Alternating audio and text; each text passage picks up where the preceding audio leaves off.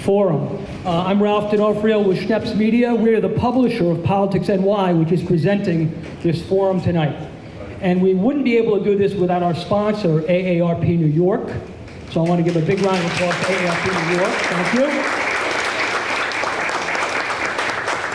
So Schneps Media is the publisher of not only Politics NY, but dozens and dozens of newspapers and other media outlets throughout New York City, including right here locally, Bay Ridge Courier, Bay News, Brooklyn Graphic, AM New York Metro, which is the largest newspaper throughout New York City. So we appreciate you all being here and listening to our candidates talk about very important topics. I'm going to invite up Beth Finkel to speak, but before I bring her up, I just want to say she heads up, she's the executive director of AARP New York. AARP New York, and their what they do for older New Yorkers, people 50 plus, not really that old. What they do is helping 7 million New Yorkers.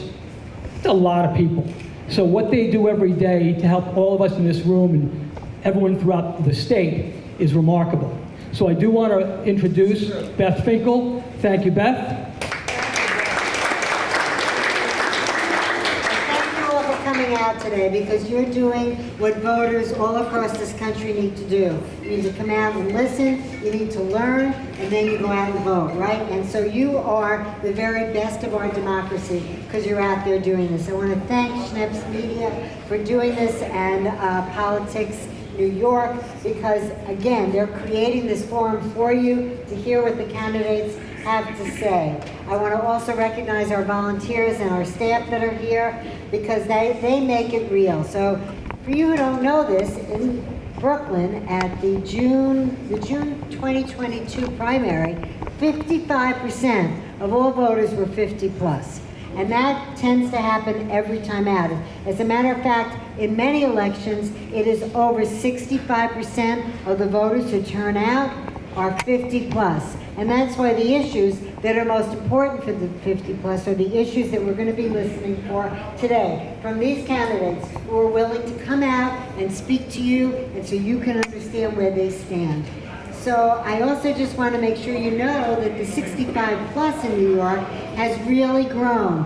As a matter of fact, in the last decade, with the census, the 65 plus right here in Brooklyn grew by 36%. There are now more people 65 and older here in New York State than there are 15 years old and younger. So again, what's important to you is what must be very important to the candidates. So I'm glad to be here today. AARP is so happy to sponsor this.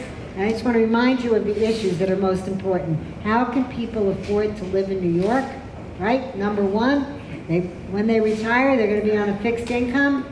How are they going to do that? Livable communities. New York City is an age-friendly city. We're really pleased with that. We've got to keep making it real. So, have at it. I'm really glad you all came out today, and thank you so much.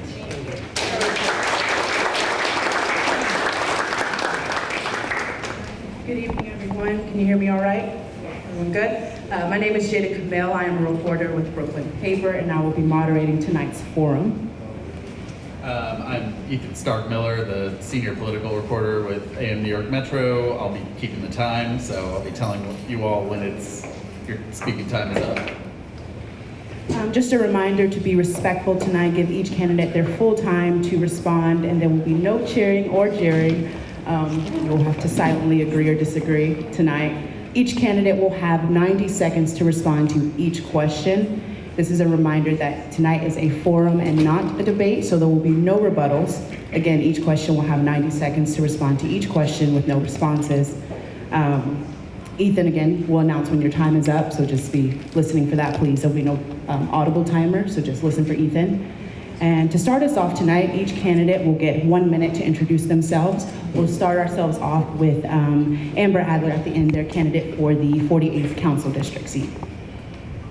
Hi.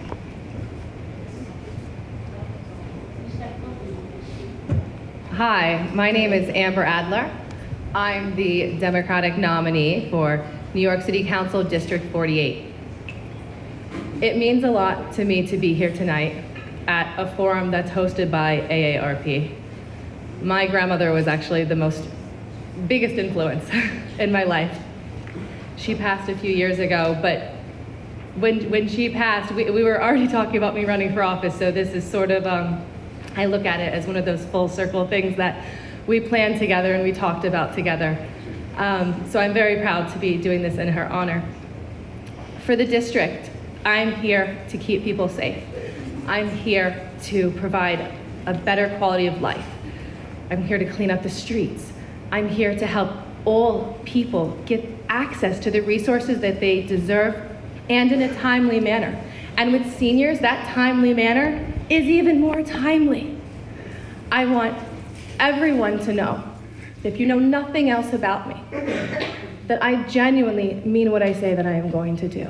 And I genuinely am going to dig into all the issues that are the most important in the district, that have been neglected in the district, and that for too long people are suffering because they just haven't been responded to in a way that is dignified, in a way that is even, That's your I'm time. gonna leave it with that word. Thank you. And now, Ari Kagan, candidate for the 47th Council District seat. Thank you so much. Thank you, Politics New York, Brooklyn Paper, ARP for hosting this important forum. I'm Ari Kagan. I came to America 30 years ago with my family. I'm a proud father of 2 wonderful children. I'm first generation immigrant. I came with no English, no money, with a lot of hopes and dreams. I came to America legally with refugee status. I went through all immigration procedures back in American Embassy in Moscow. I worked very hard. I studied at Baruch College, graduated with honors from Baruch College while working full-time and studying full-time. It is a privilege and honor of my lifetime to be elected and to work as a New York City Councilman in the 47th District. I'm living my American dream. I believe the most important priorities for me and for any elected official should be make sure that we are living in a safe city, clean city, quality of life, Thank you. and of course, cost of living. And I'm asking for your support on November 7th. Thank you so much. Thank you. Candidate for the 43rd Council District seat. Hi, good evening, everyone, and thank you for having me here tonight. My name is Zane Tan. I'm a Republican nominee for running for City Council in District 43. I'm a mother of 2 beautiful children, and I'm a caregiver for the senior citizen in my community. And most importantly, I'm a concerned citizen willing to step in and improve the city of New York. I've been fighting for SHSAT and give them part of the program, especially for the education, and also have been serving and volunteering in my community with the senior social services. I'm here to fight for public safety, quality of education, and to protect our senior citizens. As a first-generation immigrant, I'm proudly to call New York City my home. I will fight everything I can to protect my city and to let our next generation to remember this is not only our home, but they will remember with gratitude. Thank you so much.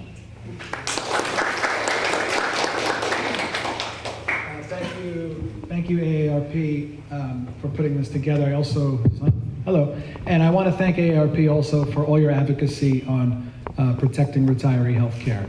It's very meaningful and important to have you on board, so thank you very much for helping us. I'm Councilman Justin Brannan. I currently represent Bay Ridge in the City Council. I'm also chair of the Council's Finance Committee.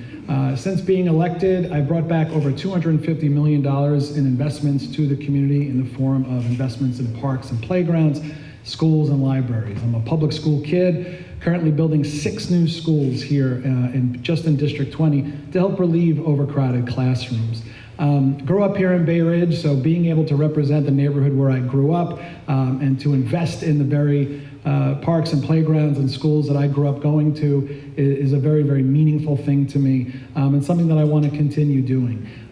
Oftentimes, the further you are away from City Hall, the less attention you get. And I think folks in the outer boroughs deserve the best. And that's why I look forward to being reelected on November 7th. Thank you.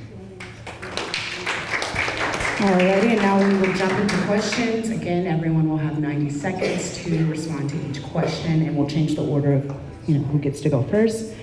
Starting off. Oh, thank you. Appreciate it. Alrighty, starting off. The average rental pricing increased by 13.05% compared to rent prices last spring, making the need for affordable housing even more dire. What role would you play in making sure New Yorkers have access to affordable housing options? Brandon, will you start it off? Sure, thank you, Jada. Rent stabilization is one of our biggest forms of affordable housing here in Bay Ridge. We don't have a ton of development here, so making sure that folks can stay in their rent-stabilized apartments becomes even more crucial. It gets harder and harder to develop because a lot of times people oppose development, but we've got a simple supply and demand problem here in the city of New York, and certainly in southern Brooklyn, where the less housing stock we have, the more expensive the housing stock that exists is going to be. But when you build affordable housing, you have to make sure it's actually affordable. And the thing I think about is the folks who build the housing, the laborers who actually physically build the housing. If they can't afford to live in the housing when it's finished, then it's not affordable. So I think you have to have a conversation around who is it affordable for, and certainly in the scope and the lens of tonight with seniors, making sure that the seniors who help build our city, literally and figuratively, can afford to stay in their neighborhood and live and retire in dignity and not have to move to New Jersey or to Florida. It's a big priority. Tan, you can now respond to the same question. Okay, so affordable housing is very important, but we have to make sure that all these contractors come down here is not only building a luxury apartment right here, but is affordable housing also. Like in my district, District 43 is a residential community. Mainly is 1 or 2 family houses right here. If we need to build the affordable housing right here, we have to go through the rezoning process. And we have to need the community board to spread out the news to the community, and we have to hear the voices of our community, whether they want it or they don't want it.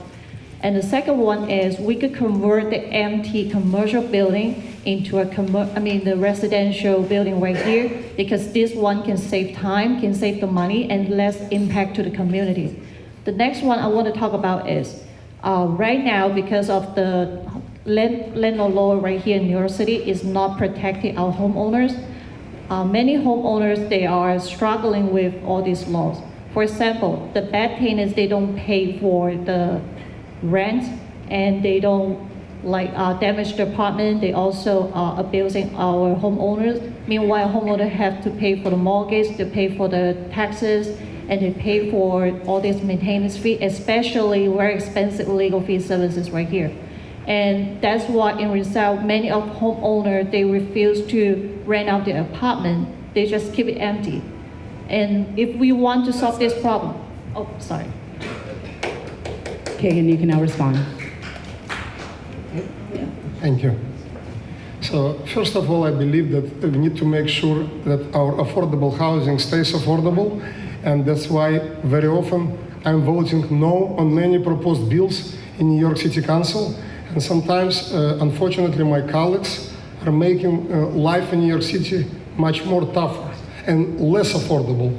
And one of the prime examples, for example, my opponent voted for Local Law 97. That creates a huge problem for all co-op and condominium owners who are will be paying exorbitant maintenance fees. In some cases, probably will double or maybe even more, because all of these condominiums and co-ops cannot even afford all of these things that were inside this Local Law 97.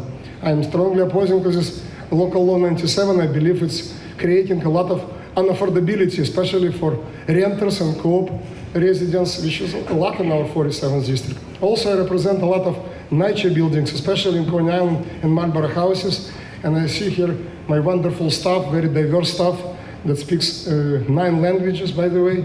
So about 50% of their time is dedicated to help NYC residents, because right now NYC stock is in such a terrible condition. I introduced a legislation, NYC Accountability Act, which makes NYC property managers accountable if they ignore tenants' complaints. And finally, I always voted and will continue to vote against any property tax increases in New York City, unlike my opponent.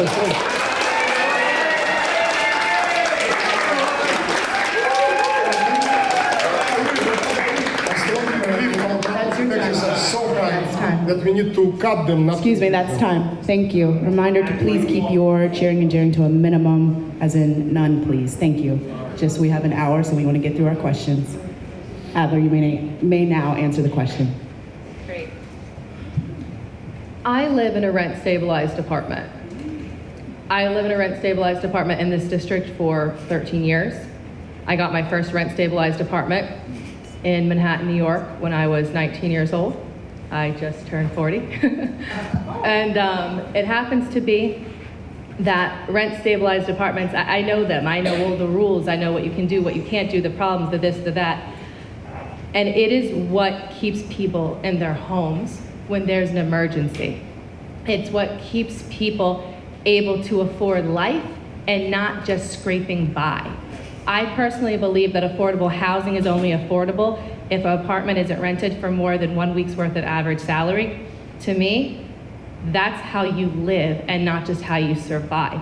New York City as a whole isn't really about just one district, it's about us all.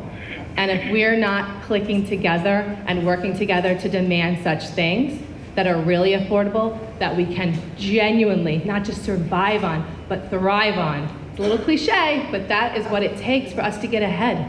And that is what we deserve as New York City residents and really as Americans. So that is how I relate to this question the most. Thank you. Next question. AARP is updating the data in their livability index, which scores neighborhoods and communities across the U.S. for the services and amenities such as housing, transportation, and health. What are some of the challenges in your district, and how will you use your position on the City Council to make the neighborhoods in your district more livable for residents of all ages? Tan, if you'll start us off this time. Okay, so I will think about the senior citizen right here in my district. We have a lot of senior citizens who are living on the fixed income. They are the middle class. They are the municipal retirees.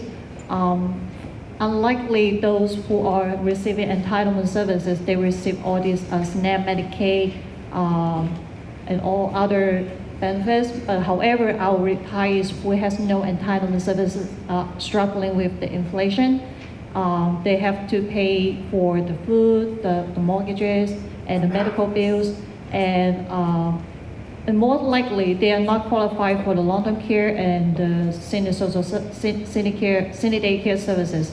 And if I am here, I want to help our senior citizens with the medical, the retirees who are not receiving the entitled services. They have more senior day care in the community that is run by the city, that they can have a place to go, they can have activities, and they have food to eat right there. And also, if I'm elected, I want to protect our municipal retirees, because I know the city has been proposing to change their retirees' healthcare plan. I want to protect them and make sure that their healthcare plan will not be changed.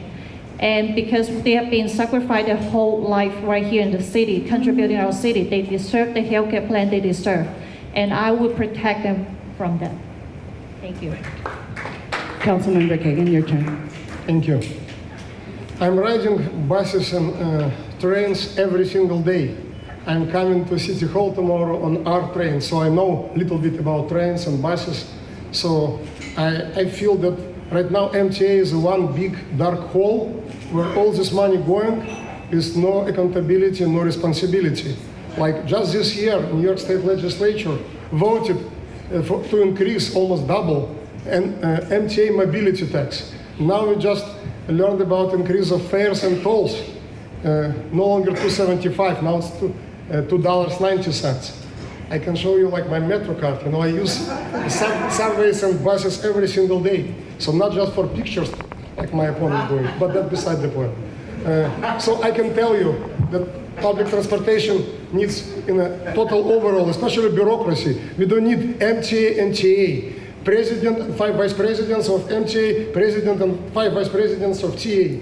Look at the bureaucracy. Look, like I've worked for 2 city controllers. I know every audit shows so much bureaucracy, so much waste in MTA. I cannot even start. And when they're coming to City Hall and telling me, oh, we need more money, starting January will be congestion pricing that my opponent supports, $23 to enter Manhattan, give me a break. How does it help seniors who need to go to medical appointment. When my mother needed to go to Sloan Kettering Center, God bless her memory, because she had cancer, her driver who came with her didn't pay $23 just to enter Manhattan. What's going to happen right now? Oh, we need this exemption and this exemption. I'm totally against congestion pricing. That's another That's your trick of time. hardworking Thank you. workers. Ms. Adler, your chance to respond. And in general, we have to start weekends and Excuse me, that dining is your deals. time. Thank you. Ms. Adler. I didn't hear the question in its entirety, and I don't want to speak to the wrong point. AARP is updating the data in their livability index, which scores neighborhoods and communities across the U.S. for the services and amenities such as housing, transportation, and health. What are some of the challenges in your district, and how will you use your position on the City Council to make the neighborhoods in your district more livable for residents of all ages? Yes, I'm also going to speak to transportation on this one specifically. There is a lot going on. In District 48, there is a lot of cars, but there are a lot of residents that depend on public transportation, and it's very typical that you don't just take a bus or a train. You need to take both a bus and a train. And right now, there is a threat to some of the bus stops in the area, particularly when it comes to the southern portion of the district, and this removal of these bus stops would make it very hard on the many, many seniors that live in these areas to get to all their doctor's appointments, to get to all their everyday shopping, and all their basic needs. It's quality of life. And I personally oppose the cut of any of the bus stops, and I would like to really increase transportation in the area, and have already been speaking with different people about this. Additionally, right now, I think this will fall under transportation. We have a really big problem on the sidewalks. Anyone that is a pedestrian or a senior that needs to cross the streets, we have a huge problem with illegal Vespas, motor scooters, people riding recklessly on the sidewalks, and it is really getting to a crazy point. In one morning, half of a day, I almost got hit by a bicycle on the sidewalk, a motor scooter, and then an SUV that wanted to use the sidewalk to put their groceries right into their buildings from the sidewalk. So we have a big problem with this, and that is something I will fight. Thank you. Next question. You all sort of mentioned, I apologize. Yes, thank you. I hear a lot of complaints from my opponent, but no record of results. So it's important, I often say, you can tell me what you care about, but if I want to really know what you care about, I want to know what you spend your money on. So this year when we voted on the budget and we put over $400 million towards senior services, my opponent voted against that. Nicole Malliotakis and I don't agree on much. However, we worked together to build a 21,000 square foot senior center that's going to open up next month here in Bay Ridge. Bay Ridge has been a NORC for a long time, a naturally occurring retirement community. But it's important that we live up to that and we make sure we're investing in our seniors. 86th Street just got an elevator. Now we're working on an elevator on 95th Street. Putting our money where our mouth is important. It's great to hear a lot of complaints, a lot about what I would do. I'm showing you what I've already done as your councilman and what I will continue to do as your councilman. Thank you for that. Next question. There will be no rebuttals and any responses. Thank you. Thank you. Next question. Alrighty, you all mentioned a bit of ageism and your responses. Can you all hear me? Excuse me, folks. We just want to make sure that we can hear all questions and all responses clearly. Thank you. Ageism permeates all aspects of life for New York residents, from ageism in the workplace, how we design streets and public transportation systems, to how services are promoted and accessed, to our built environment and more. What is one ageism issue that has an impact on your community, and how would you address it? Councilmember Kagan, you'll start us off. Thank you. I would like to respond to my opponent. He voted for $1.4 billion for migrant services. I voted against it. He did not allocate this.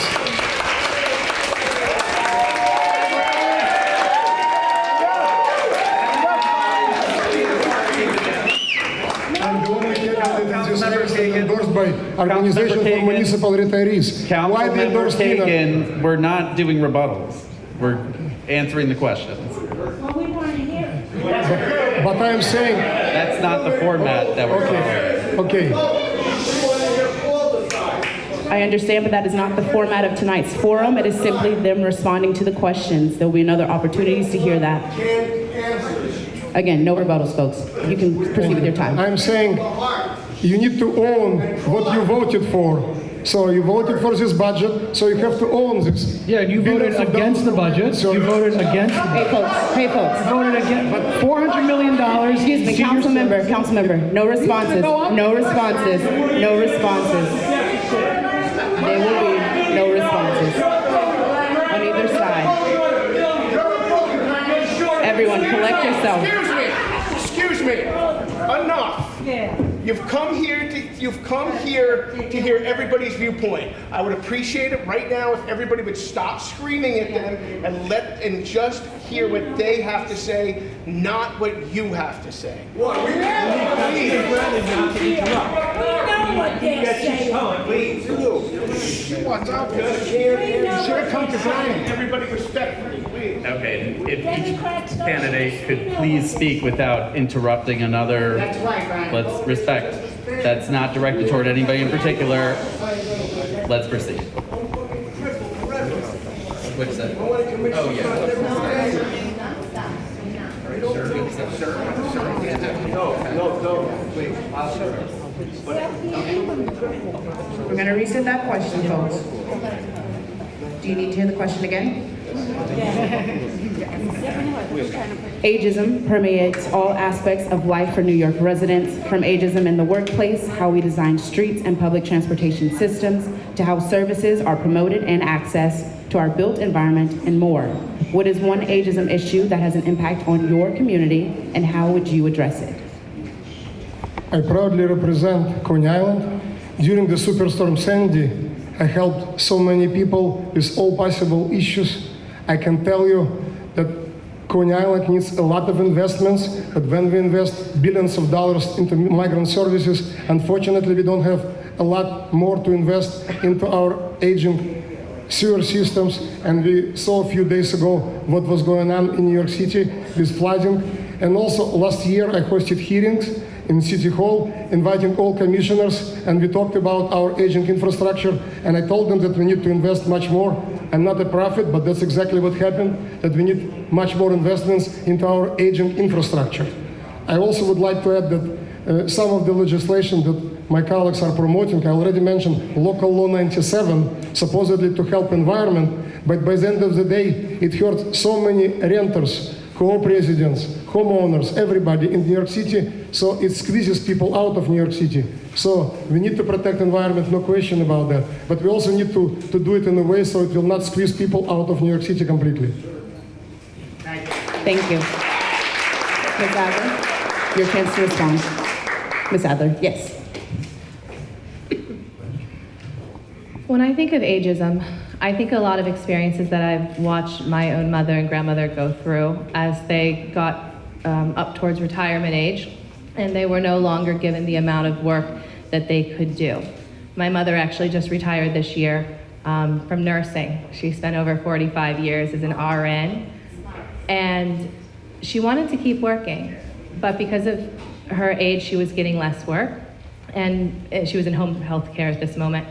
And because of other issues going on with my stepfather passing this summer, though she could do her work, a lot of things verbally were said to her that, you know, for your age, maybe you should go ahead and just retire.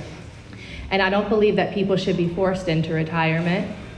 And I don't think it's morally, ethically acceptable to look at people by a number on their birth certificate and say, that's all you're capable of at that number. And I'm gonna fight against that every step of the way, and I'm gonna protect seniors, and their most vulnerable moments, really with every fiber in me. I'll leave it at that. Councilmember Brannan. One of the biggest issues that we encounter with ageism is the digital divide. I think in an increasingly digital world, there's a whole generation of folks who helped build the city that are shut out. Certainly something we fought years ago was the removal of bus schedules, printed bus schedules, which might not be a big deal to you and me, but it's a big deal to seniors who don't have smartphones and rely on a printed bus schedule. So I think it's easy for us to overlook that, but I think the digital divide is important, and I think investing in organizations that help close that divide is something that we can't overlook. And certainly throughout COVID, where you saw the exchange of information on social media, whatever it may be, that a lot of seniors are shut out of, who are just basically watching the regular 247 Channel 9 news. So I think it's something that policymakers need to look through that lens constantly. When they're thinking about legislation for seniors or programs for seniors, you have to be thinking about the digital divide. Thank you. Ms. Tan, your turn. Okay, so when you talk about transportation and also the safety for our senior citizens, I would think about, like Amber just mentioned, the illegal mopeds and the e-bikes right here on the street. As we are aware that there are a lot of illegal mopeds and also the e-bikes are recklessly driving on the street that are causing, thank you.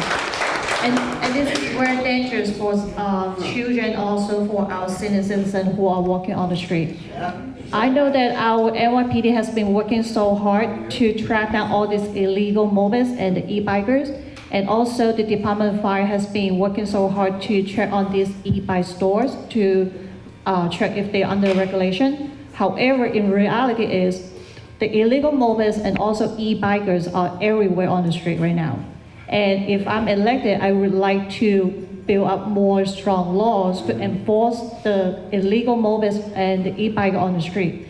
And we have to make sure that all these people who are not licensed and have insurance to ride on the street will be penalized. And also, thank you. And also we need to educate all these drivers and all these e-bikers to know how to drive safely on the street. And we also need to provide them more resources and education on how to protect and prevent to overcharge the battery and causing all these fires. Thank you. Alrighty. Before reading the next question, could everyone just take a couple moments to make sure your phone is silent so the candidates are not interrupted? Thank you. Next question. Here we go. Funding for quality health care in Southern Brooklyn remains a great concern to residents throughout the area. How would you use your platform in the City Council to connect residents with quality, cost-efficient care? Ms. Adler, you will begin us off. Thank you. I do have a bit of professional experience in matching people to quality health care. In my experience working actually as the director of marketing for an autism service provider, I encountered far over 1,000 people within just a few months of taking that position who didn't have the proper health care they needed for their children to receive in-home autism services. And what I learned from that position was how to find appropriate health care that did exist that would cover at least the services you needed most. Now, that's a quick fix that constituent services can try to mix and match, tell people when the marketplace is open, and then say, listen, you might not get it all right now, but this year, let's see what's the most important, and let's take that until we got a better solution. And realistically, that's the real answer, I guess, on the quickest thing. But apart from that, I do support healthcare. You know, my mother, as I noted, she was a nurse, and I've watched really the loss of life that happens because people don't have quality health care. And the thing that I would do, I would always be supporting the best policy and being involved in the conversations. Do I think that I would spearhead a policy in City Council? I don't know if I am the perfect person for that, but I know I'm the perfect person to lend a hand and insight in other ways, particularly as I just noted in what I do have exact experience in doing. Thank you. Councilmember Brannan? Sure. Healthcare is a human right, and I think people shouldn't have to rely on GoFundMe pages or raising money for, to save someone who's struggling with cancer. Making healthcare more affordable is certainly something that we all support, I think. Locally, it's important to do what you can, right? As a city council person, you don't have a lot of control over what goes on in Washington, but you can get things done, such as what I've done, which is help bring a brand new emergency department here to Bay Ridge and Maimonides Emergency Department. Also attracting NYU and New York Presbyterian to set up offices here so that seniors don't have to travel so far for their care. The idea is that you want people to get the care that they need in their own backyard, that they don't have to travel to Manhattan for world-class care, that they can get care here, and also making sure that people are connected to the various programs that are out there that do provide some relief for those healthcare costs. It's a huge issue. I think certainly through COVID you saw the real disparity between the haves and the have-nots, the folks who had good healthcare coverage and the folks who got left behind. And I think it's a shame on this country. I think healthcare should be universal and affordable for everybody. Ms. Dan? Healthcare is very important to everyone here in the world. I believe that. As I just mentioned, I provide social senior services to our citizens in my community, and I help a lot of seniors who have entitlement services. As I just mentioned, seniors with entitlement services, they receive Medicaid, and Medicaid covers their all medical bills. However, senior citizens who are not receiving entitlement services do not receive the full coverage with the medical coverage. For example, I just mentioned that the retirees who are covered 80% by Medicare, but the rest of them, they have to purchase another insurance to cover that. And the city, I just mentioned a while ago that the city has been trying to change the healthcare plan for our municipal retirees. This is not fair because they have been working their entire life to have a lower pay, but the promise with the healthcare plan after they retire. And if they change the healthcare plan, they have to switch the doctors, and some of the prescription they are not covered, and they have to pay very expensive copay to cover the prescription. And this is impact for our quality of life, and this is increase the burden of our municipal retirees. And that's why I believe that the city should not change the healthcare plan for municipal retirees. Thank you. Thank you. Councilmember Kagan? Thank you. I lost my father, my mother, my mother-in-law, and my older sister to cancer. So I visited too many hospitals in New York City and spent too many hours, and also many rehabilitation centers, nursing homes. So every time I hear that union bosses saying, oh, okay, your Medicare is not so good, let's switch to Aetna, to people who spend decades building this city, providing safety, working as firefighters, police officers, nurses, librarians, teachers. It's unconscionable to me, so I'm very proud to support our municipal retirees. I'm very proud to be endorsed by New York City Organization for Municipal Retirees. And even more important, I stood with them since day one. I did not wait till the last moment, last week before election, to co-sponsor some kind of legislation, so they will.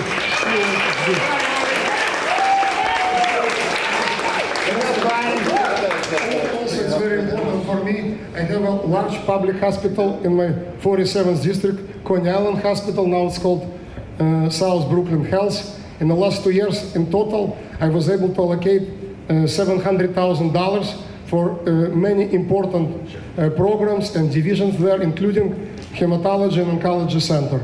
And I'm proud to support Coney Island Hospital in many different ways, and will do it all the time. I saw how it was destroyed during the Superstorm Sandy and plays a vital role in our communities. Thank you. Next question. I just want to remind everyone, please, keep the clapping and cheering to a minimum, just so we can, keep it moving and stick to time. All righty, next question. Public transportation, one of the city's most used resources. It's often aligned with quality of life concerns, from public safety and timeliness to cleanliness and accessibility. Parts of Brooklyn have to wait nearly 20 minutes for trains and buses to arrive. Some parts of Brooklyn have to wait nearly 20 minutes for trains and buses to arrive. Some stations are left without elevator access, while parts of southern Brooklyn have limited stations altogether. How do you plan to address the need for quality public transportation? Councilmember Brannan, you'll start us off. Thank you. This is another tough one because the city doesn't have much of any control over the MTA except for the bully pulpit.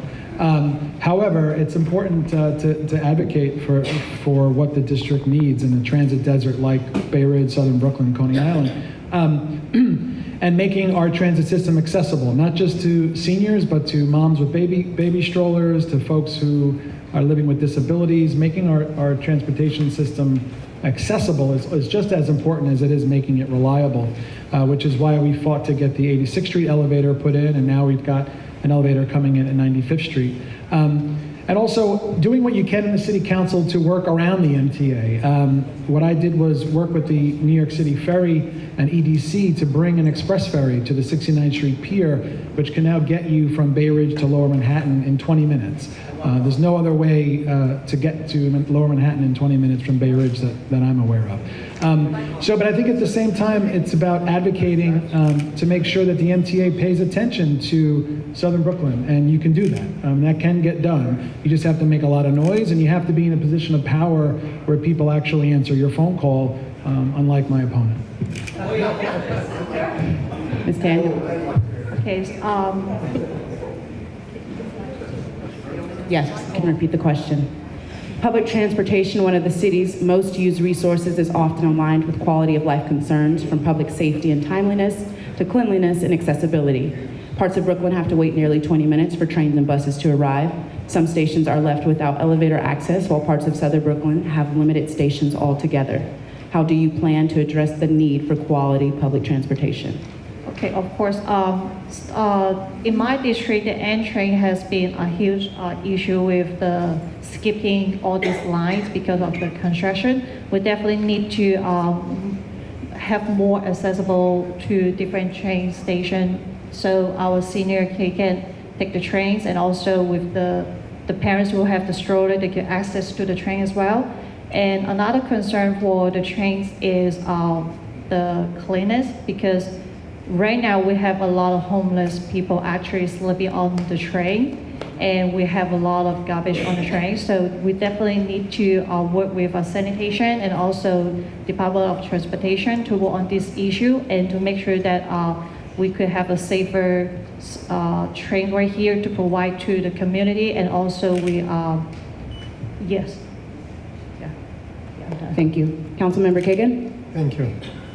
Talking about who is responding to whose phone calls, when I learned that MTA is planning to shut F-train for the more than 6 months, I did not wait for any kind of excuses. I called Assemblyman Alec Brook-Krasny, who is a Republican, State Senator Jessica Scarcella-Spanton, who is a Democrat, and we wrote a joint letter from 3 elected officials to MTA saying that it is completely unacceptable to leave Southern Brooklyn, Coney Island and other neighborhoods without F-train for such a long time. And guess what? They responded and provided shuttle bus. And as I told you, I'm using the shuttle bus myself, riding on it, so they responded to my phone calls, okay? Also, I strongly believe that public transportation, I agree with you completely, it's not just like they have to come on time, though I believe B36 and Coney Island, 40 minutes wait sometimes. You have to wait when they go on Surf Avenue. You have to wait for 40 minutes sometimes, which is completely unacceptable. But you know, not only from phone calls, but if you actually ride on B36. That's right. But coming back to the situation, also safety situation, and also even bathrooms. I learned today that I was ridiculed by my opponent for trying to open public bathrooms in subway system. Specifically on Coney Island subway station. You know what? I'm very proud that people, especially seniors, can use public bathrooms in New York and subway system, including on Coney Island subway station. And finally... That's your time. That's your time. Thank you. Ms. Albert.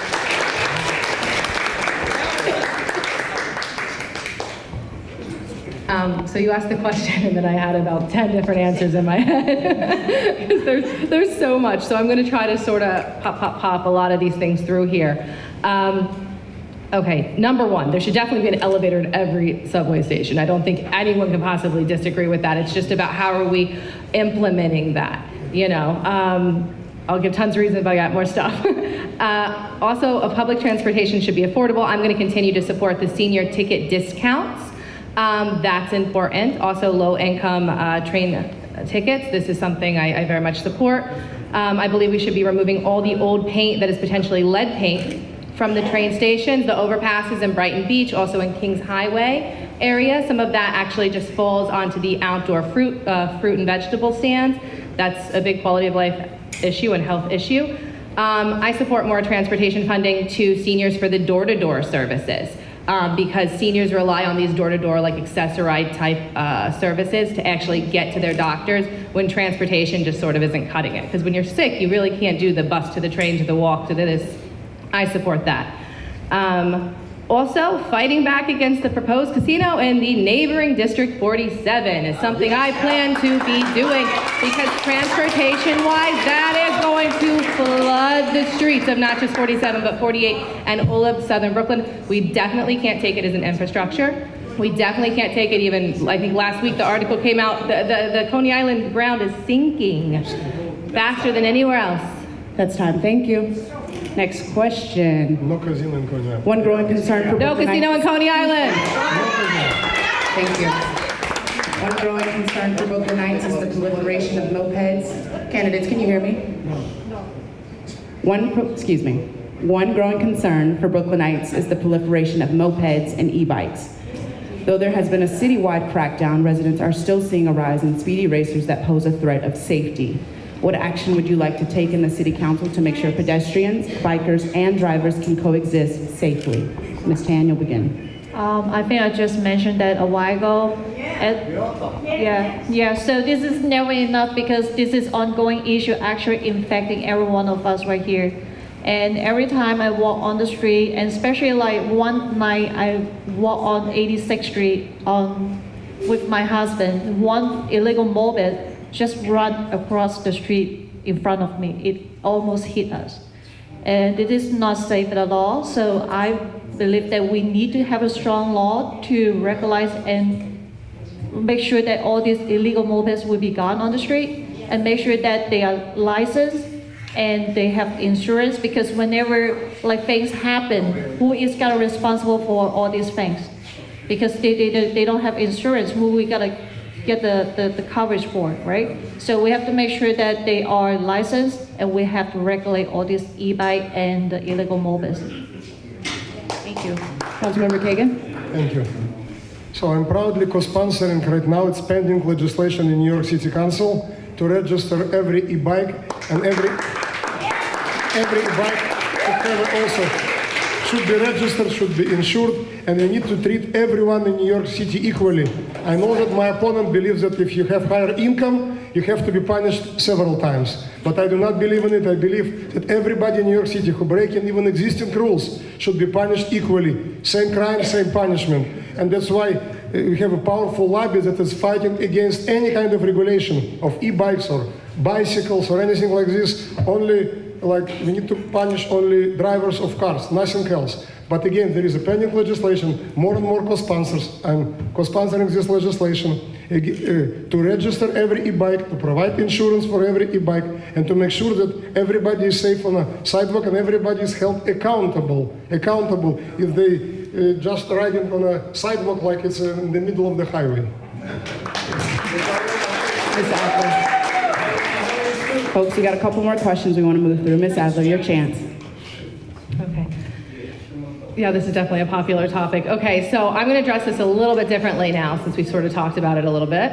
As a car crash survivor, I was in a car crash in 2016. I seem fine and dandy now, but really, I had herniated discs, nerve damage, post-concussional, all from being T-boned. I was in a car, by the way, and another car hit me. Now, why am I saying this?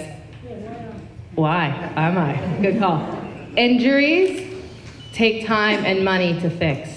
And if someone gets hit as they're walking down the street by someone who is illegally riding their Vespa or motorcycle or whatever they have on the sidewalk, you know, what's happening with the bill there? There's a lot of different ifs and ands and this and that, but there's a lot of caps on how much money you can even get when you're hurt. Even though you lose a lot of money, there's caps in this state, actually. If you don't have a physical mark, you can only get up to $25,000 in a lot of cases, even though you might lose a year of work. So we need to enforce the laws we have on the books now, because you're literally not even allowed to do it right now, but it's not being enforced. And then we need to have an insurance on these bikes. We need to have only legal bikes. And again, we have to enforce these rules. We have to keep people off at all costs. We have to keep people on these motorized vehicles off the sidewalks to protect everyone, and especially seniors who are the most vulnerable. Thank you. Councilmember Brannan. Sure. Sidewalks are for people, they're not for bicycles or for mopeds. And as Amber said, riding a moped or a scooter on the sidewalk is illegal right now. Enforcement is a challenge. You can't have a cop on every corner catching every guy riding a moped. And I would agree with my colleague Ying and Amber that the way to do it properly is to work with the state to make sure that mopeds and scooters have to have license plates and insurance, just same way that any kind of vehicle has. And I was happy to see my opponent finally sign on to that bill that I sponsored a long time ago. But working with the state is really the way to do it, because it has to be done through the DMV. DMV is the only one that can license or make a vehicle have a license plate or insurance. So working with your partners in the state is the way to really do it. All righty, this will be the last question of the evening, folks. Last question. Climate change opens the discussion on if city, excuse me. Excuse me. Climate change. Climate change. Excuse me. Last question. Thank you. Candidates, can you hear me? Folks, please let Jada ask the questions. Thank you. Climate change opens the discussion on if city infrastructure is strong enough to withstand increased rainfall, higher temperatures, and lowered air quality. We saw this just last week when flash floods completely suspended resources, leaving some residents helpless or even stranded. What are you doing to make sure the city is prepared for similar future extreme weather events? To begin us off will be Councilmember Kagan. Yeah, I already answered this question previously. I talked about what happened few days ago. If you don't mind, I will spend my time talking about public safety. I believe it's very important for seniors. It's very important for seniors. Could we please stick to answering the questions that we're asking?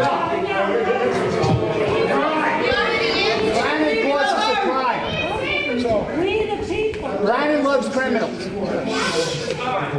So, talking about public safety. If we could please stick to the topics. Thank you. The topic is seniors, correct? No, the topic is the question that Jada just asked you. I already answered this question before. I would like to talk about public safety for Sticking to the seniors. topic. I don't. You will have 60 seconds for closing statements, so you can add whatever you want then. Right now, you can respond to the question I already just responded to this asked. question. We'll then respond to it again, please. Thank you. Would you like to pass? Would you like to pass? I strongly believe that public safety is crucial for seniors. That's I believe. Alrighty. Ms. Adler, your chance to respond to the question I previously asked. You will have 60 seconds for a closing statement. Not right now. It'll be Ms. Adler. We don't believe in climate change. That's right. It's a natural occurrence. Okay, so I'm gonna go ahead and take my little turn here. All right, so I think we all do understand very clearly that we have a problem right now with infrastructure when it comes to just tackling climate change in a period of years, but also the immediate threat of climate change. And that comes down to we need better drainage systems, and this is the immediate stuff we need. And I'm going to note that sometimes climate change does actually impact public safety, and that is something I'm going to note, because what happens when we have a real crisis and we can't get the things that we need? We all know. It gets like we're fighting over toilet paper, and it's the pandemic. You know, we have to make sure that we take care of this stuff now and plan and prevent, or we have a far bigger problem later. Councilmember Brannan? Sure. It's wild to me that there's some people that still don't think climate change is real. You're seeing storms now that are...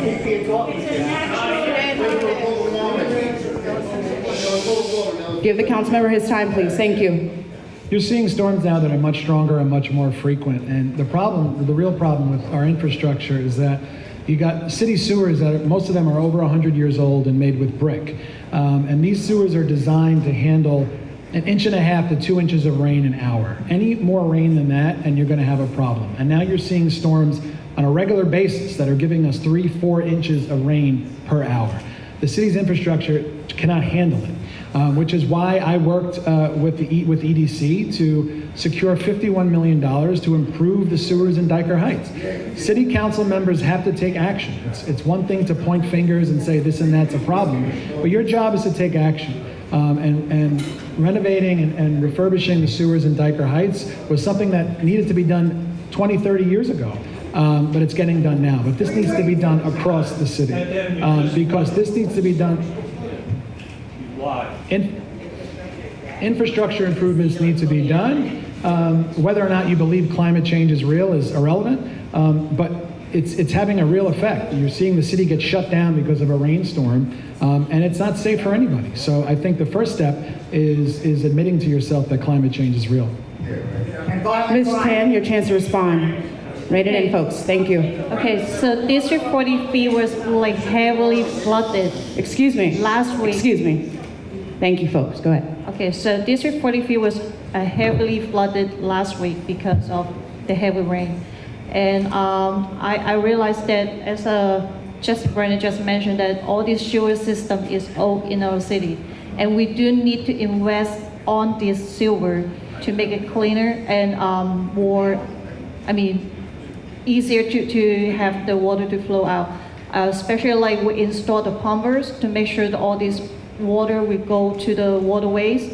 And also I realized that we have a lot of trash or leaves that are blocking the sewer. So we have to make sure that the sanitation will clean up all this trash, especially before the rainy season or during the rainy season. And we have to make sure like externally and internally to fix this problem. And I know that we have been cutting our budget because of the migrant crisis right here. I don't think we have enough funding to do these changes, but we definitely need to look into the budget if we could work on this in the future. Thank you. Like I stated, that was the last question of the evening. Now each candidate will have 60 seconds for a closing statement, beginning with Ms. Adler. 60 seconds, please. Thank you. I was taking notes. Okay. Well, my opponent didn't show up tonight. So really, people only get to hear one side of things, my side of things. And I'm happy that everyone did get to hear what I had to say. But I think it's very important that no matter who you are, no matter what party you're in, that you hear everyone in the race. And it very much pains me that she didn't show up, even if I want to win, even if all these other things. I do think it's only fair to the people of the district to hear both sides. That being said, I'm going to show up every single day, and really every evening, because already I have my phone number with just about everyone in the district at this point. And that is how I'm going to run my office when I win this seat, God willing, on November 7th. And I do. Good call, thank you. Regardless, people matter to me, even when I don't agree with their opinions, even if we don't get along, even you matter to me. And you might not even be in my district, but you do. Because I love people, and that's why I'm running for— That's time, thank you. That is why I'm running for city council, and I am going to help this district more than Brannan. anyone else. Thank you. Thank you, that's your time. Thank you. Councilmember Brannan, 60 seconds, please. Thank you. Look, whether you vote for me or not, I work for you. That's my job. And my office— Give him a 60 seconds, please. Thank you. And probably one of my number one hero in politics is former Mayor Fiorello LaGuardia, who famously said that there's no Democrat or Republican way to pick up the garbage. The job is just to get it done. My opponent does a good job at pointing at things and saying it's a problem, but doesn't actually get anything done. And it's important that taxpayers see a return on their investment, not only in investments in their community, but that the city government is working for them. This is your government, it's your tax dollars at work, and you need a council person who's going to be in the room where it happens to deliver for the district, because these things don't happen by accident. Even a $51 million infrastructure improvement in Dyker Heights doesn't happen by accident. It happens with advocacy. An elevator at 95th Street or 86th Street doesn't happen on its own. It happens because you have a council member who's in the room and gets things done. And being a council member for the neighborhood where I grew up is an honor of a lifetime, and I look forward to serving you for 2 That's more your time. years. Thank you. Ms. Tan, your turn. Okay. I'm not a professional politician right here. I'm here just because I have a good vision that we need to have a better future for everyone right here. I'm a mother. I'm also a caregiver for senior citizens. And I have been running a very grassroots campaign. I do a lot of door knocking to talking to the people right here and totally understand how you feel and what your concerns are, because I'm just one of you right here. I'm not a professional politician because I don't want to draw a nice picture for the future just like these politicians do, but I'm ensure you that once I'm elected, I will fight hard for you guys. And I will ensure that I will fight hard just like my life depends on it. And we need young people like me, a grassroots person who really know the issue that you have and represent you in the city council. Thank you. Thank you. Councilmember Kagan, 60 seconds for your closing statement. Thank you. I'm a little bit surprised that forum sponsored by ARP did not include questions about two most pressing crises of New York City, public safety and migrant crisis. I'm very surprised. Let's listen, folks.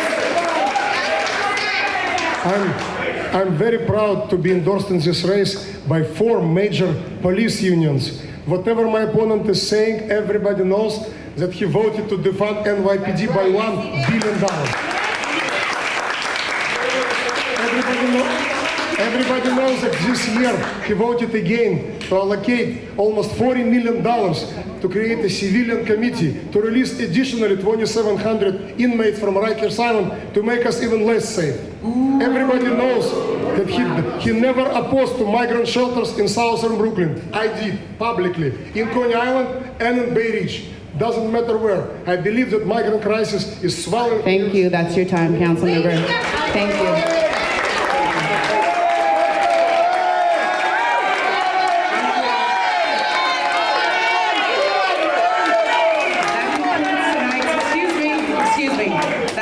Tonight's City Council Candidate Forum. Thank you.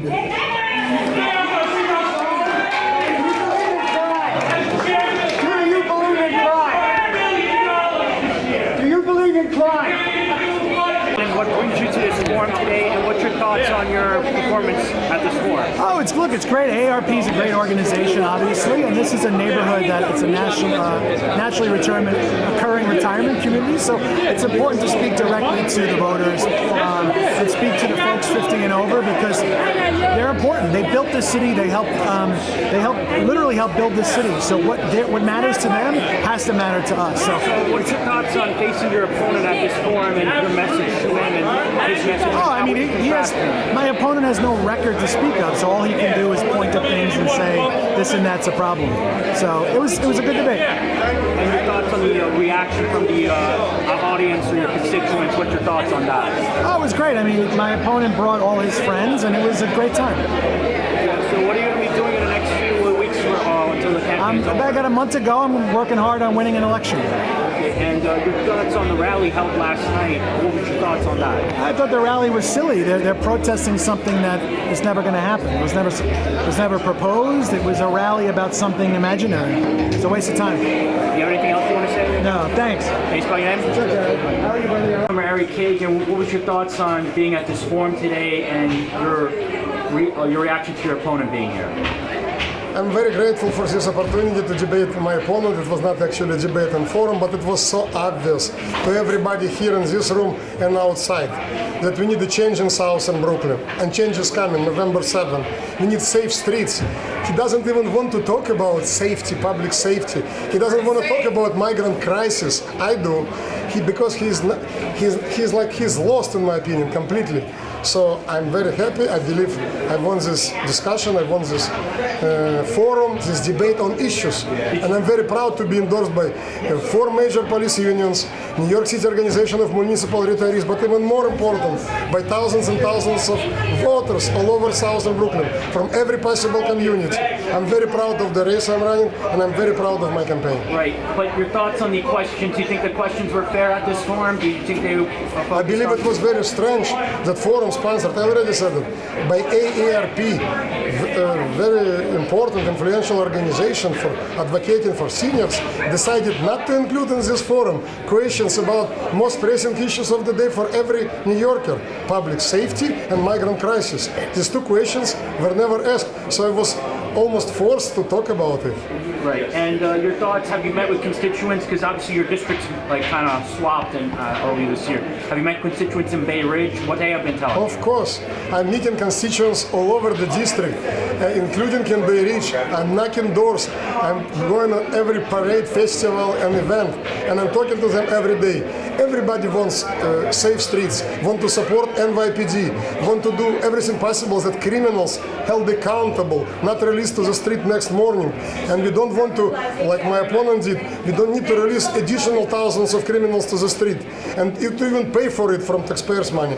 All small businesses want support from city council. My opponent voted for more taxes and more fines for small businesses. So I strongly believe we need to support our small businesses, and also we need to support, today it was mentioned several times, our municipal retirees, their health care. I'm very proud to be endorsed by their organization. So people want safe streets, and I'm fighting for this as councilman, and my opponent doing completely opposite. He's making us less safe every day. Your opponent said that you just have a list of problems. You don't have a list of solutions to those problems. What is your response to that message? He mentioned a lot of millions of dollars.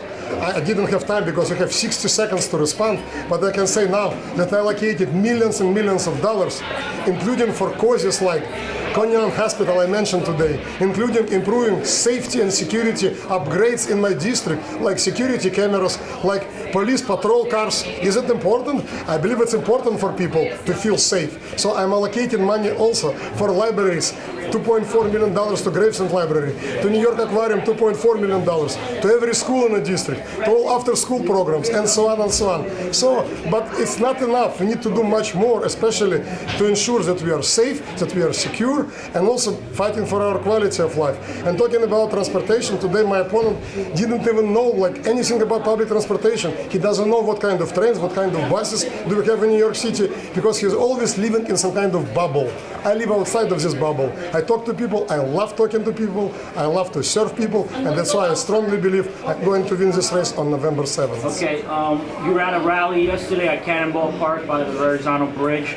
You had Curtis Lee was there, you had people from Staten Island as well. Do you feel that sometimes in a very, Brooklyn leads very blue, Democrat in many ways, do you feel that it might be a little bit of a difficulty with messaging people that are on the fence politically? Absolutely not.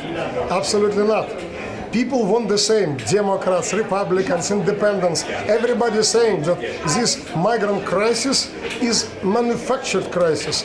We need to secure borders. We need to suspend. Now even Democratic mayor agrees with me. Right to shelter law was, these rules were installed in the first place to help homeless New Yorkers, not all over the world, billions of people all over the world. Everybody is talking about legal immigration. I'm a proud immigrant. I came to America with a refugee status, legally. We need to restore legal immigration. We need to make sure that New Yorkers are having priority when it comes to every possible service. And instead of opening more and more migrant shelter in every possible neighborhood, and they're saying, maybe it's not going to be here tomorrow, maybe it's not going to be here today.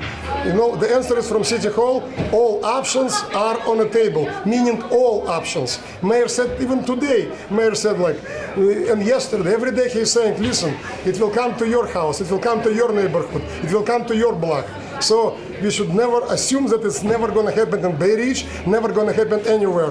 One day I got a call from a concerned parent of Coney Island. Oh, they're coming to your elementary school and creating migrant shelter in an elementary school gym. So it can happen anywhere at any time. That's why I'm strongly against it. In any place in Southern Brooklyn and actually all over the city. We need to suspend right to shelter law. We need to suspend sanctuary city status. Recently there was a story, 14 crimes, including 6 violent crimes committed by one migrant who was a gang member, and he is still in New York City. Why? Why he was never deported? Why he's not in jail? That's the time we are living in, and I strongly believe I'm on the right side of the history. Okay, and your thoughts on the migrant crisis in general? What's your thoughts on that? That's the last question. I just told you about migrant crisis. Yes. Like, we can stop it in one day. We can stop this crisis in one day. We need to secure the borders, to suspend sanctuary city status. We need to suspend right to shelter law. We need to prioritize New Yorkers, and we need to restore legal immigration. And instead of, like my opponent, asking for more, spending more and more money for migrant shelters, for migrant services, we need to prioritize New Yorkers instead of giving them migrants with 30 days in New York City and work authorization to vote in municipal elections. That's his idea. He sponsored it and he voted for it. I'm totally against it. And New York State Supreme Court said this law is completely unconstitutional. So I strongly believe this migrant crisis could and should be stopped in one day with right leadership. So this is what I'm talking about. We got one more concluding thoughts, but also you are on the city council, and Justin Brannan's on the city council. Have you, despite being on the opposite aisles and having opposite ideas, have you actually worked with him in the council, or have you tried to approach him in regard to certain legislation in the past, if you're both there in the council? I work very closely with my Democratic and Republican colleagues in City Council, and very soon we will, I hope we will pass my legislation, NYC Accountability Act, making New York City Housing Authority property managers finally accountable for their responses or ignorance of tenants' concerns. And I'm prime sponsor of many bills and resolutions that he's also co-sponsoring. Okay. Any other policies or suggestions have you worked on so far? All right. Can you spell your name? Ari Kagan, Councilman Ari Kagan, 47th District, proudly representing communities in Southern Brooklyn. All right, thank you very much. Can you tell me what district you're running in, what's your name and your opponent, and why she wasn't here tonight? Hi, I'm Amber Adler. I'm running for New York City Council District 48. I'm running against incumbent Ina Vernikov. Unfortunately, Ina decided to continue to abandon the district by not showing up tonight. We knew she wasn't coming, and it's very unfortunate. It doesn't surprise me, though, because she does have one of the lowest attendance records in all of the council, and she has a waiver to work a second job as a lawyer. So, in all honesty, she's pretty busy, I guess. Right. And have you actually interacted with her in some other form? Have you tried to ask? The last time I spoke with Ina was when she reached out to me in 2021 to get my endorsement after I lost the primary. I declined. And do you feel like the forum questions here were fair? Or were you able to get your points across, your concerns in Coney Island or South Brooklyn in your district? Do you feel the forum had fair questions? I think there's a lot to talk about that we were able to talk about, but there is so much more to be said. I think that the time frame was as much as we could do, but truly we could sit down and talk for 10 hours about everything that's impacting not just the district, but Southern Brooklyn, because there is a lot that hasn't been addressed. I know in District 48 we are falling behind. We now have new sanitation problems. There are rats roaming the district because the incumbent fails to pay attention to public sanitation, and we have a pretty gross district in terms of trash pickup and what now.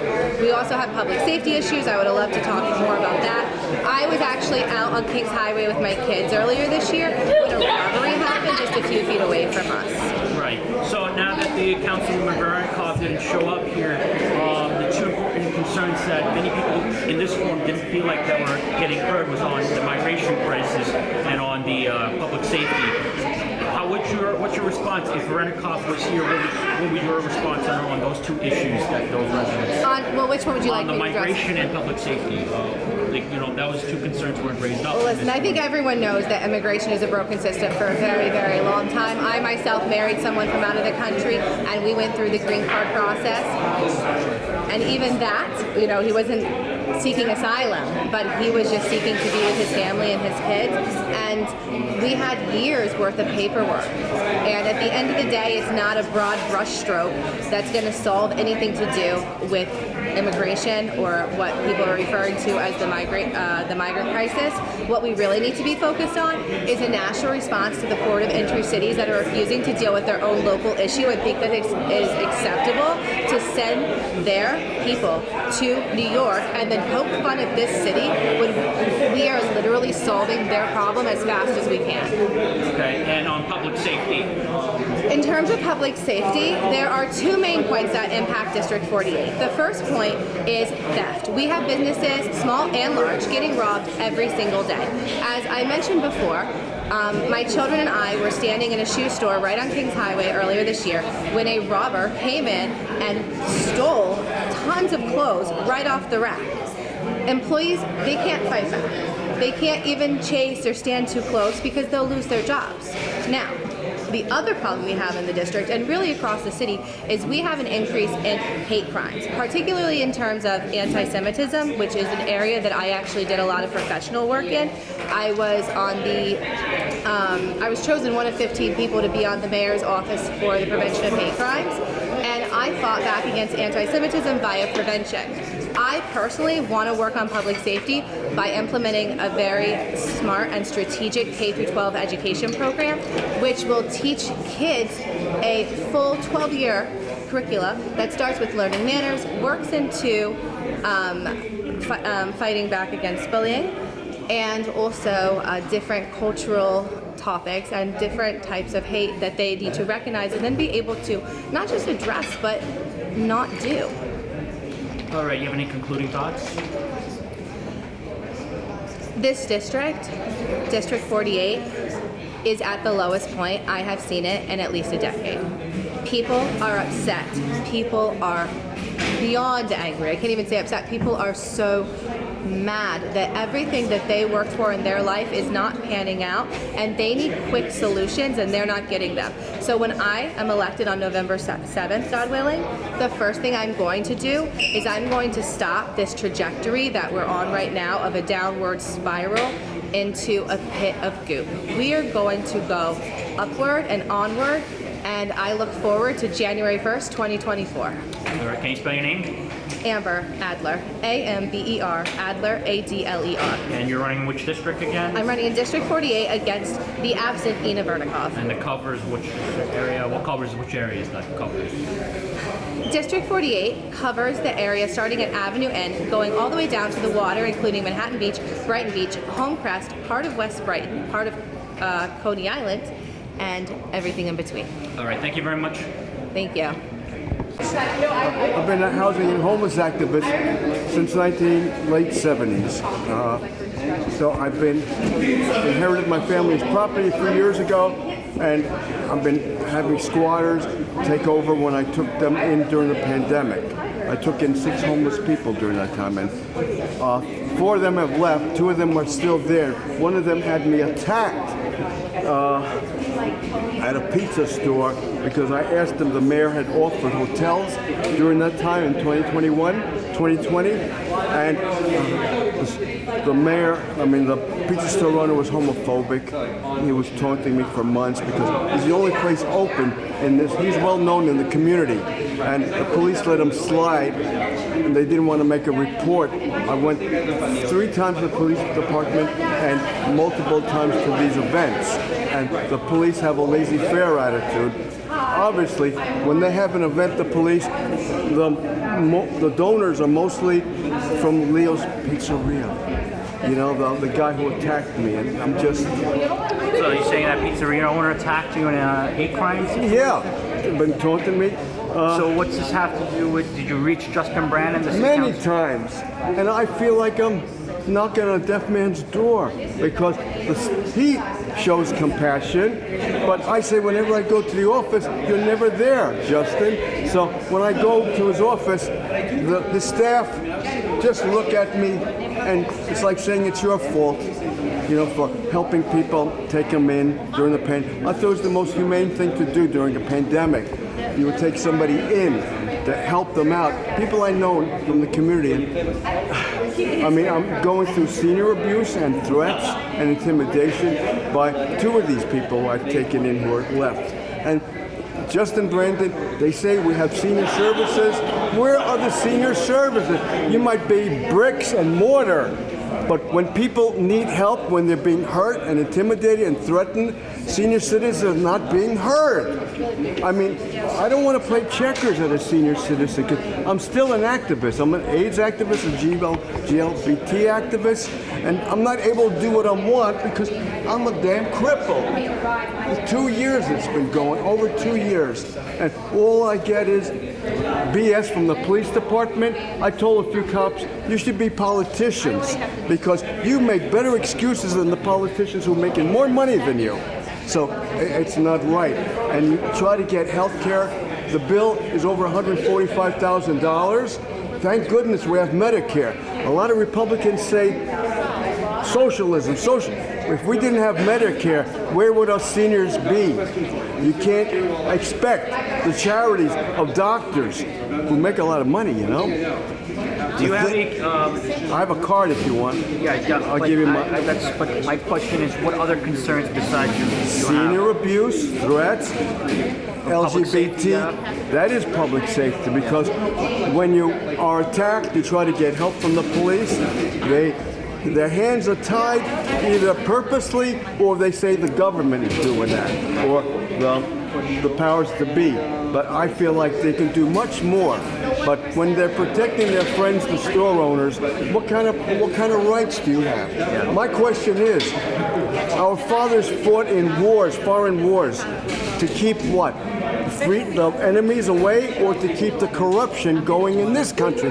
From the police department, from your neighbors doing wrong to each other, to churches messing you up, or homophobia and racism to continue, and ageism and anti-Semitism, only to continue the corruption because we're not addressing it. All we're doing is putting Band-Aids on the problem, but not dealing with it seriously and educating people to be more tolerant and understanding with each other. And when the police don't do that, we're saying, what are they for? Okay, now I wanted to ask, what's your thoughts on Ari Kagan, the opponent's, his policy? I don't know. He sounds interesting. The thing is, I don't know. I don't think he's ever been asked to help people who've been victims of hate crimes or anything. I don't really know. You know, Justin Brannan, he had. I've called. I went to his office many times. I said I've been victim and abused as a senior citizen. They don't have any clue how to help. So I don't know if Ari would have any clue. I hope he does. That's what we have to keep asking him. I don't think he might have a policy, Ari, and dealing with certain issues, like hate crimes or something, right? Okay. So, do you have anything else you want to say? No, but here's my card if you need to have a clearance. Can you spell your name? Can you spell your name? George, last name is Plagianos, Plagianos. And I'm a resident here in Brooklyn, in Bay Ridge. Okay, all right, thank you very much. Good luck with your work, too. Thank you. Thank you. You represent? Healthy Central Association. Okay. And what was your thoughts on tonight's forum with the candidates running in these elections in South Brooklyn? Can you repeat? What was your thoughts on the forum where the candidates were? What was your thoughts on the candidates tonight? I didn't see that. Like tonight. The people running for city council. Right. What was your thoughts on their response? That's what I wanted to know. Actually, everybody care about public safety. And also the education and also migrants. But tonight they didn't answer our the migrants. Yeah. So they organized so they didn't they answer our questions. Right. But so we are very angry for that. Right. So you're very upset that the forum didn't allow you to ask about the migrants and public safety. Correct. But which candidate did you feel gave a response to these? Ari Kagan. Ari Kagan? Yeah, Ari Kagan. He did a great job. All right. And you live in his district? Yes. And what was your thoughts on Justin Brannan? Have you tried working with his office or? Justin Brannan, everybody knows, so he defund the police. Right. So he did so many things, very bad thing for the community. So the community know that. Right. I don't want to say anything for him, but But you Yeah. felt that his policies have not been beneficial for this No. community. No, And you'll be voting for Ari Kagan correct. this election. But what about the other candidates? New York City, everyone has big neighborhoods here. What were your thoughts on the other candidates in the We- neighboring areas? Because you have an organization in Right. So we cover like a 43 district and a 47 district and a 48 district also. Okay. You have anything else you want to say? I want to say public safety so is the number one. So the people and the 43, the candidate like Susan Zhang. So she working with the community like from 2014. So community know her. So he did a lot of senior service and a lot of community service. So he fighting for the public safety. He fighting for the education. So she fighting for our community. Okay. So yes. All right. Can you spell your name? Melina, Lina. Okay. Can you spell it again? Lina. Okay. And you represent what organization again? Health Essential Association. Okay. Thank you very much. Thank you so much. Melanie.